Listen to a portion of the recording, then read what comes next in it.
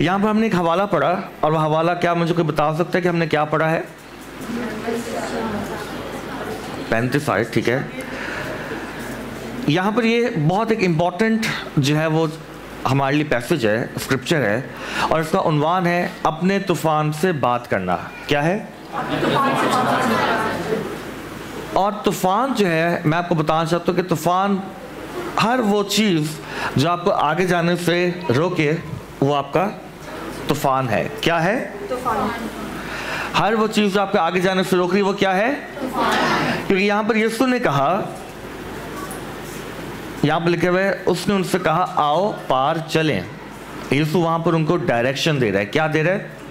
एक समत दिखा रहा है, एक बात बता रहा है। आज आपको खुदा यीशु कह रहे हैं कि तेरी ज़िंदगी बहुत अच्छी होने वाली है, तेरे लिए जो है ये साल सबसे बेस्ट ईयर है। जो काम पिछले 10 सालों में नहीं हुआ, खुदा इस साल में आपके लिए कर देगा, ठीक है। जैसे ही कलाम आपके लिए होगा एक तूफान उठेगा, ठीक है। और वो तूफान जो है, ये बात गौर करने की है कि यहाँ पर बहुत सारे लोग इस बात को मिसअंडरस्टैंड करते हैं। क्या मुझे कोई बता सकता है ये तूफान इब्लीस की तरफ से था कि खुदा की तरफ से? कैसे? जिनको पता है वो तो रहने दो, जिनको नहीं पता वो बताएं कैसे वो तूफान कैसे इब्लीस की तरफ से था? इसका जवाब ये है कि अगर वो तूफान खुदा की तरफ से होता तो खुदा यीशु मसीह कभी भी उस तूफान को ना रोक सकते, ठीक है। क्योंकि वो तूफान जो था वो इब्लीस की तरफ से था, क्योंकि जब खुदा यीशु मसीह ने कहा कि आओ पार चले, तो उसका मतलब ये था कि खुदा उनको एक जगह ले जाना चाह रहा था, उनको एक टास्क, मिशन दे रहा था, और एक ज़िंदगी उनको एक काम बता रहा था। और मैं बताना चाहता हूँ कि आपके मौजज़े से पहले आपके लिए एक तूफ़ान आता है, लेकिन उस तूफ़ान को कैसे आपने ख़त्म करना है ये आज हम देखेंगे। यहाँ पर फिर हम देखते हैं, तब बड़ी आंधी चली और लहरें कश्ती पर यहाँ तक आई कि कश्ती पानी से भरी जाती थी। तब बड़ी आंधी चली और लहरें कश्ती पर यहाँ तक आएंगी, कश्ती पानी से भरी जाती थी। दो तरह के तूफ़ान हमारी ज़िंदगी में होते हैं। एक तूफ़ान ये होता है जब हम खुदावन की बात को नहीं सुनते, और एक तूफ़ान तब आता है जब हम खुदा के जो है वो मिशन पर, खुदा के मकसद को पूरा करने के लिए आगे चलते हैं। मैंने दो चीज़ें बयान की हैं। पहली वाली बात को मैं आपको बताऊँगा। आपको पता है यूना नबी के बारे में, यूना की बात क्यों सुन रहा था, उसकी ज़िंदगी में तूफ़ान आया। यहाँ पर तो खुदा यीशु मसीह खुद मौजूद है, लेकिन यहाँ पर भी तूफ़ान आया। तो हमें इस बात के बारे में पता होना चाहिए कि तूफ़ान क्यों आता है, ठीक है। और हमें इस बात के बारे में जानने की ज़रूरत है कि जब तूफ़ान आपकी ज़िंदगी में है तो तूफ़ान आपको हमेशा आगे बढ़ने से रोकने के लिए है। तूफ़ान का मतलब ये है कि आप जो है प्रॉब्लम के अंदर रहें, और तूफ़ान इब्लीस इसलिए भेजता है कि आप कभी भी अपने मकसद और अपनी डेस्टिनी पर ना पहुँच सके, आप हलाकत की तरफ जो है मूव करें। यहाँ पर और आगे लिखा हुआ है, एक जो बहुत अहम बात है वो ये है कि और खुदा ने उसके पीछे की तरफ गद्दी पे सो रहा है। क्या कभी कोई तूफान में सो सकता है? लेकिन यीशु सो रहा था। क्यों? क्योंकि यीशु ने जो बात कह दी थी उसको यकीन था कि ऐसा होगा। आपने अपनी ज़िंदगी के तूफान पे गौर नहीं करना, आपने किसी फाइनेंशियल प्रॉब्लम पे गौर नहीं करना, आपने किसी और बात पे गौर नहीं करना, बल्कि एक बात को याद रखना है कि खुदावंद ने जो आपके लिए कलाम कर दिया है वो पूरा होगा, ठीक है। क्योंकि बिलीफ जितना मर्जी आपके लिए तूफान क्रिएट कर दे, अल्टीमेटली वो चीज़ आपके लिए पूरी होगी। और यहाँ पर हम आगे देखते हैं कि यहाँ पर लिखा हुआ है, बस उन्होंने उससे जगा कर कहा, आए उस्ताद, क्या तुझे फिक्र नहीं कि हम हलाक हुए जाते हैं? क्या है उस्ताद, तुझे फिक्र नहीं हम हलाक हो जाते हैं? क्यों यीशु सो रहा था और शागिर्दों को लग रहा था कि वो हलाक हो जाएंगे? क्या वजह है? नो, इसकी वजह ये है, खुदावंद यीशु मसीह की आंखें बंद हैं और उनकी आंखें खुली हुई हैं। खुदावंद यीशु मसीह वो नहीं देख रहा था जो शागिर्द देख रहे थे। आप तूफान पे गौर नहीं करना। जिस वक्त आपने तूफान पे गौर किया, आपको इब्लीस जो है वो और तंग करेगा। इब्लीस का काम ही यही है कि वो आपसे जो है कलाम चुराए, आपसे आपके ईमान को चुराए, आपके फोकस को जो है वो ख़राब करे, ठीक है। जो खुदा ने आपके लिए कहा है उससे आपके ईमान को जो है हटा ले। लेकिन जब आप खुदावंद पे यकीन रखेंगे तो वो होगा। अब खुदावंद यीशु मसीह जानते थे कि जब मैंने ये कह दिया तो ये होगा, लेकिन शागिर्दों को जब उन्होंने देखा कि इतना सारा तूफान है तो उन्होंने कहा कि अरे उस्ताद, क्या तुझे फिक्र नहीं, क्या हम हलाक हुए जाते हैं? अब ये वही शागिर्द है जो यीशु के साथ है, ये वही शागिर्द है जो और मौजज़ात भी देखते हैं, ये वही शागिर्द हैं जो देख रहे हैं कि खुदा मुर्दों को भी जिंदा कर रहा है, लेकिन एक तूफान को देख के क्या कह रहे हैं? हम हलाक हो जाते हैं। इस तरह हम लोग भी चर्च आते हैं, दुआ करते हैं, ज़रा सा कोई मुश्किल आ जाए फ़ौरन कहते हैं ये मुश्किल क्यों आ गई है, परेशानी क्यों आ गई है। वो खुदा ने नहीं भेजी परेशानी, वो मुश्किल खुदा ने नहीं भेजी, वो इब्लीस की तरफ से है। और आगे हम देखते हैं, यहाँ पर लिखा है, उसने उठकर हवा को डांटा और पानी से कहा साकत हो, थम जा। बस हवा बंद होगी और बड़ा अमन हो गया। फिर उनसे कहा तुम क्यों डरते हो, अब तक ईमान नहीं रखते? दो बातें यीशु ने कही, तुम क्यों डरते हो, अब तक ईमान नहीं रखते। इसका मतलब है कि यीशु उनको कह रहा था जो मर्जी हो जाता तुमने डरना नहीं था। यानी कि वो तूफान जो था वो एक झूठ था, वो सिर्फ आंखों का एक धोखा था। वो इब्लीस ने इस कदर वो उसको क्रिएट कर दिया शागिर्दों के सामने, उनको लगा अभी तो हम मर जाएंगे, जबकि उनको ये नहीं पता था कि जो तूफान को, जो हवा को, पानी को बनाने वाला है वो तो उनके साथ है। ठीक है, वो उनके साथ है कश्ती में, वो कैसे डूब जाएंगे? लेकिन उनको इस बात पे गौर नहीं था। उनका गौर किस बात पे था? उनका ध्यान किस बात पे था? और इसलिए खुदा उनके कलाम में लिखा है ईश्वर की किताब में कि दिन और रात तेरा ध्यान कहाँ रहना चाहिए? शरीयत की किताब। यानी खुदा उनके कलाम के ऊपर जब आपका ध्यान है तो आप नहीं डरेंगे। लेकिन यहाँ पर एक और चीज़ है, क्या यीशु ने कहा कि तूफान बहुत ज़्यादा और वापस चलते हैं? यीशु ने कहा? क्या यीशु ने कहा कि और ज़्यादा कश्ती पर लोगों को बुला लो, और लोगों को बुला लो, या कोई पानी बाहर निकालने का बंदोबस्त करो? यीशु ने क्या किया? तूफान ज़ाहिरन है, लेकिन उसके पीछे जो चीज़ थी वो अनदेखी थी, और वो कौन थी? इब्लीस। ठीक है, और उसको यीशु ने डांटा। और कितनी देर लगी? ठीक है, यीशु ने वहाँ पे जो है वो कोई 3-4 घंटे गैर ज़ुबान नहीं यीशु बोलता रहा। ठीक है, बताने का मकसद है कि हमारी अथॉरिटी कुछ अल्फाजों के ऊपर मबनी होनी चाहिए और फिर हमें छोड़ देना चाहिए, यकीन करना चाहिए कि ऐसा हो गया है। ठीक है, बहुत दफ़ा इब्लीस आपको ये यकीन दिलाता है ऐसा नहीं हुआ, लेकिन आपका ईमान इस बात का सबूत है कि आपके लिए हो गया है। क्योंकि ईमान की डेफिनेशन क्या है? ईमान उम्मीद की चीज़ों का एतमाद और अनदेखी चीज़ों का सबूत है। और जब आप खुदा की अनॉइंटिंग के अंदर मूव कर रहे हैं तो कोई भी आपके लिए जो है प्रॉब्लम क्रिएट नहीं होगी, कोई भी परेशानी आपके लिए क्रिएट नहीं होगी। तो यीशु ने वहाँ पर कैसे तूफान को रोका है? लेकिन जो एक एक्शन इस्तेमाल किया वो क्या एक्शन था? बोलना। ठीक है, क्या आपने अपने तूफान से कभी बात की है? और तूफान को मैंने बयान किया है, हर वो चीज़ जो आपको आगे बढ़ने से रोक रही है वो आपका तूफान है। आपके घर में लड़ाई झगड़ा है, आपके फाइनेंशियल इश्यूज़ हैं, आपको और कोई प्रॉब्लम है। ठीक है, हर वो चीज़ जो आपको खुश होने से रोक रही है, आगे बढ़ने से रोक रही है, आपके घर में हैप्पीनेस नहीं क्रिएट होने दे रही, वो क्या है? तूफान है। और उस तूफान को सिंपली ये कहें क्या तूफान यीशु के नाम से हट जा। क्योंकि हम सब लोगों से बातें कर रहे होते हैं, हम सब कुछ कर रहे होते हैं, लेकिन उस मुश्किल से कभी भी बात नहीं कर रहे तो क्योंकि हमें यकीन नहीं है। यीशु को यकीन था। यीशु ने शागिर्दों से बात नहीं की, शागिर्दों से यीशु ने बाद में बात की। पहले किससे बात की है? तूफान से। हवा को डांटा। कभी किसी ने हवा को देखा है? हवा को नहीं किसी ने देखा। हवा को डांटा, इसका मतलब है कि हवा एक जानदार चीज थी कोई। तो सुना ना हवा ने, हवा जो उस वक्त चल रही थी वो कोई ये सारा स्पिरिचुअल फैक्टर था। क्योंकि इस ज़मीन पर जो कुछ हो रहा है, जो आपको ज़ाहिर नज़र आ रहा है, वो ज़ाहिरन कुछ भी नहीं है, उसके पीछे अनदेखा है सब कुछ, अच्छा या बुरा। अच्छा है तो वो खुदा का रूह कर रहा है, बुरा है तो इब्लीस की जो फोर्सेस है वो आपके लिए कर रही हैं। ठीक है, क्योंकि दुनिया जो नज़र आ रही है वो ज़ाहिर नहीं बल्कि अनदेखी है। कितने लोग इस बात पर यकीन रखते हैं? इसलिए जब हम ये ईमान रखते हैं कि ईमान उम्मीद की चीज़ों का एतमाद और अनदेखी चीज़ों का सबूत है, तो जो चीज़ आपको जब तक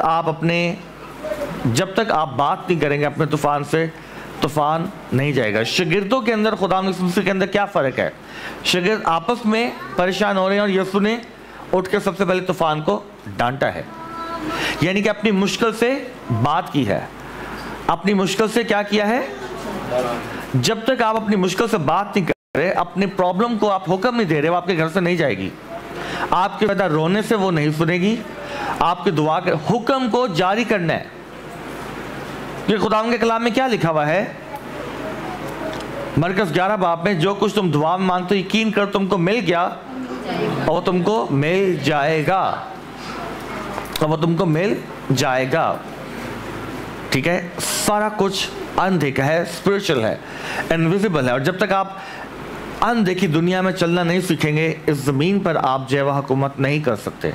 और खुदा ने हमें इसके लिए बनाया है कि मेरे साथ निकालें पैदाइश उसका पहला बाब, और वहाँ पर हम देखते हैं क्या लिखा हुआ है। कलाम की समझ में आ रही है कि आप लोगों को नींद आ रही है? जिन जिनको समझ में आ रही है, खुदा उनके जवाब के लिए जोरदार तालियां बजा दें।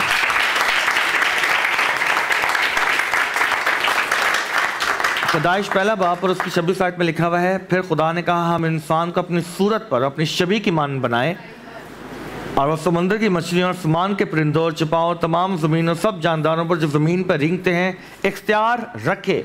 क्या रखे? खुदा ने यीशु मसीह जब पानी और हवा को डांट रहा था तो वो ये बता रहा था कि पहले आदम को ये इख्तियार दिया गया था, लेकिन गुनाह से वो उससे छिन गया। लेकिन जब हमने यीशु को कबूल किया तो सब कुछ क्या हो गया? बहाल हो गया। अभी कुछ बहाल होना है कि सब कुछ बहाल हो गया? खुदा यीशु मसीह को क्या कहते हैं हम? दूसरा आदम। क्या कहते हैं? और दूसरा आदम ने आके पहले आदम से छिन गया, दूसरे आदम ने आके बहाल कर दिया। ठीक है, और जब हम खुदा ने मसीह में उसके नाम को इस्तेमाल, बहाल है।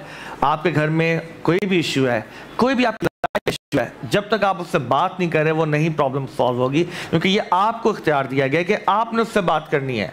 खुद से तूफान कभी भी नहीं जाएगा, खुद से प्रॉब्लम नहीं जाएगी। बात करें, यीशु के नाम में कहें कि प्रॉब्लम दूर हो गई है, क्योंकि हम मसीह होते हुए हर वक्त एक जंग के अंदर हैं। ठीक है, आपको जॉब चाहिए, आपको फाइनेंसेस चाहिए, कोई भी मिरेकल चाहिए, घर चाहिए, कुछ भी चाहिए, जब तक आप कहेंगे नहीं आपके लिए वो होगा नहीं, क्योंकि ज़मीन जो है वो लफ्ज़ों पे बनी है।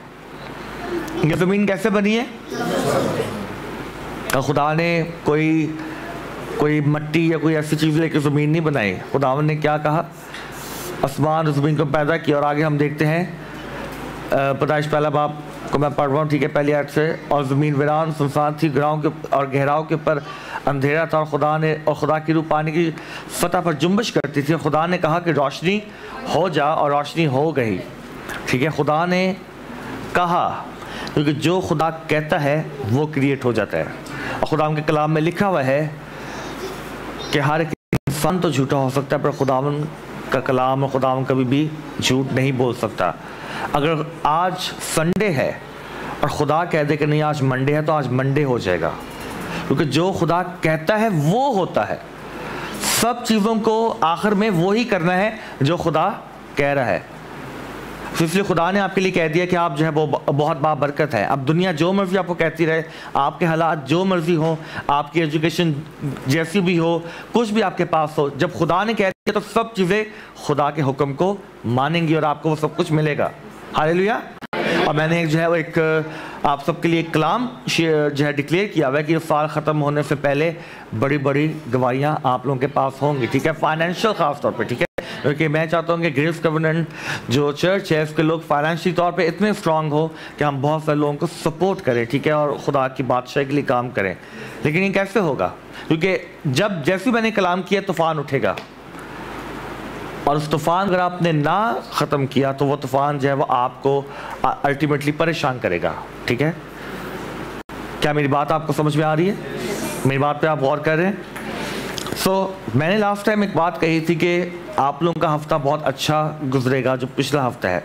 क्या कोई मुझे बता सकता है किसी की ज़िंदगी में कोई अच्छा काम हुआ हो, कोई अच्छी बात हुई हो, कोई अच्छा हफ्ता गुजरा हो?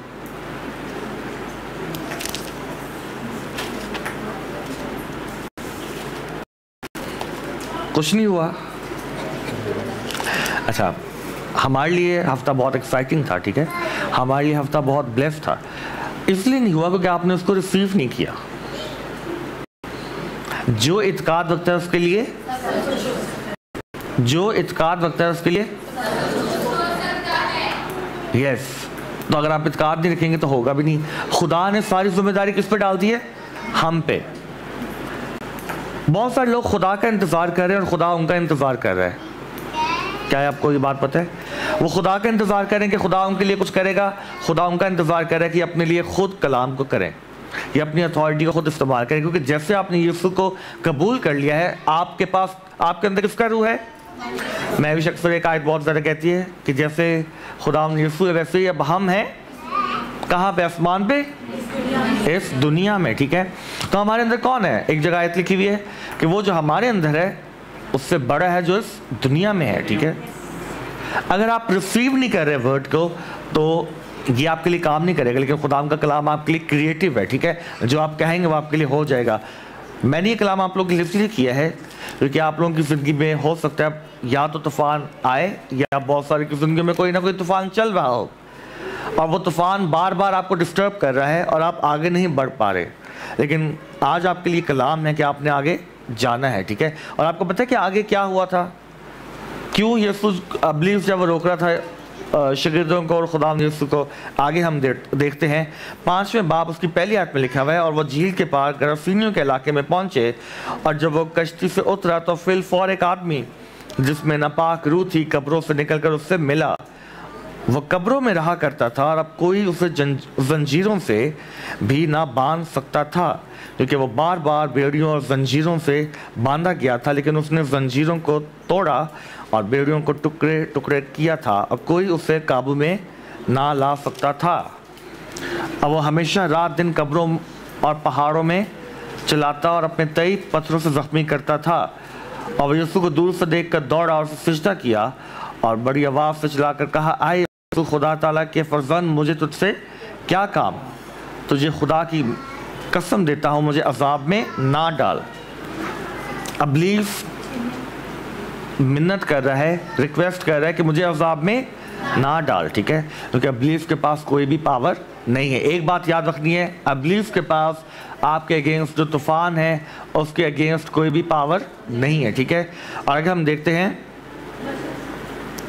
क्योंकि उसने उससे कहा था आए नापाक रूह उस आदमी में से निकला। फिर उसने उससे पूछा तेरा नाम क्या है? उसने उससे कहा मेरा नाम लश्कर है, क्योंकि हम बहुत हैं। फिर उसने उसकी बहुत मिन्नत की कि हमें इस इलाका से बाहर ना भेज। और वहाँ पहाड़ पर सूरों का एक बड़ा गौल चल रहा था। बस उन्होंने उसकी मिन्नत करके कहा कि हमको उन सूरों में भेज दे ताकि हम उनमें दाखिल हों। बस उसने उनको इजाज़त दी। गौर करें, खुदा ने इजाज़त दी और नापाक रूहें निकल कर सूरों में दाखिल हो गई। और वो गौल जो कोई 2000 का था कड़ाए पर से झपट कर झील में जा पड़ा और झील में डूब मरा। ठीक है, क्या काम हुआ है? एक आदमी से लश्कर निकला है, और इस काम को रोकने के लिए इब्लीस ने क्या ले आया था? तूफान। आपकी डेस्टिनी को रोकने के लिए इब्लीस तूफान लेके आएगा, लेकिन तूफान झूठ है। क्या है? क्योंकि जब खुदावन ने आपके लिए सब कुछ कर दिया है तो आपको किसी भी चीज़ से परेशान होने की ज़रूरत नहीं है। आपको बाहर जाना है, मुल्क से बाहर जाना है, आपको ज़रा बिजनेस चाहिए, कुछ भी चाहिए, सिर्फ आपको बोलना है। क्योंकि यीशु ने यहाँ पे कोई लंबे चौड़े जो है ना दुआ की है ना कोई और काम किया। यीशु ने कहा, यीशु ने तूफान से बात की। इसका मतलब है कि तूफान ज़ाहिर तौर पर जो था उसके पीछे कोई चीज़ थी जो सुन रही थी, क्योंकि अल्फाज भी जवान देखे हैं। ठीक है, और जब वो बात सुन रही थी तो मैं आपको बताना चाहता हूँ कि यीशु के हुक्म को कोई भी टाल नहीं सकता। हालेलुया। जब आप यीशु के नाम में कोई काम कहेंगे तो वो आपके लिए हो जाएगा, क्योंकि खुदा यीशु मसीह के नाम से सब कुछ हो जाता है। ठीक है, तो आज इस बात को जानें कि कोई भी आपकी ज़िंदगी में तूफान है, कोई भी चीज़ है, सबसे पहले आपने उससे बात करनी, क्योंकि आपके पास अथॉरिटी है। जब आप उससे बात करेंगे तो आपके लिए वो चीज़ हो जाएगी। आमीन। तो खुदा का शुक्र अदा करते हैं और हम खुदा के नाम को जलाल देते हैं।